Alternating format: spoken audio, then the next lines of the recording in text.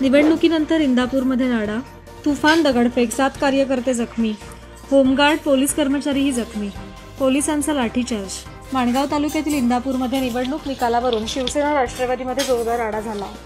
दोन्ही पक्षांच्या कार्यकर्त्यांनी यावेळी तुफान दगडफेक केली, ज्यामध्ये दोन्ही पक्षाचे 6 ते 7 कार्यकर्ते जखमी झाले असून एक होमगार्ड आणि एक पोलीस कर्मचारीही जखमी झाला आहे। दरम्यान पोलिसांनी लाठीचार्ज करत जमाव पांगवला।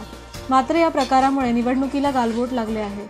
माणगावमधील इंदापूर ग्रामपंचायत शिवसेना आणि राष्ट्रवादीने प्रतिष्ठेची केली होती। राष्ट्रवादीच्या नेते मंडळींनी या ग्रामपंचायतीकडे विशेष लक्ष दिले होते। सोमवारी या ग्रामपंचायतीच्या निवडणुकीचा निकाल जाहीर झाला। येथील शिवसेनेचे तालुका प्रमुख अनिल नवगणे यांची मक्तेदारी मोडीत काढत राष्ट्रवादीचे दिनेश महाजन यांनी थेट सरपंचपदी विजय संपादन केला। हा निकाल शिवसेनेला धक्का देणारा ठरला। याच निकालावरून शिवसेना राष्ट्रवादीमध्ये सायंकाळी जोरदार राडा झाला। दोन्ही बाजूकडून तुफान दगडफेक करण्यात आली। शांतता आणि सुव्यवस्था नियंत्रणाबाहेर गेली। अखेर जमावाला पांगवण्यासाठी उपविभागीय पोलीस अधिकारी काशीद यांच्या आदेशाने पोलिसांनी लाठीचार्ज केला। या घटनेमुळे रात्री इंदापूरमधील पोलीस बंदोबस्त वाढवण्यात आला असून इंदापूरला पोलीस छावणीचे स्वरूप प्राप्त झाले आहे। दरम्यान रात्री उशिरापर्यंत या प्रकरणी गुन्हा दाखल करण्याचे काम सुरू होते।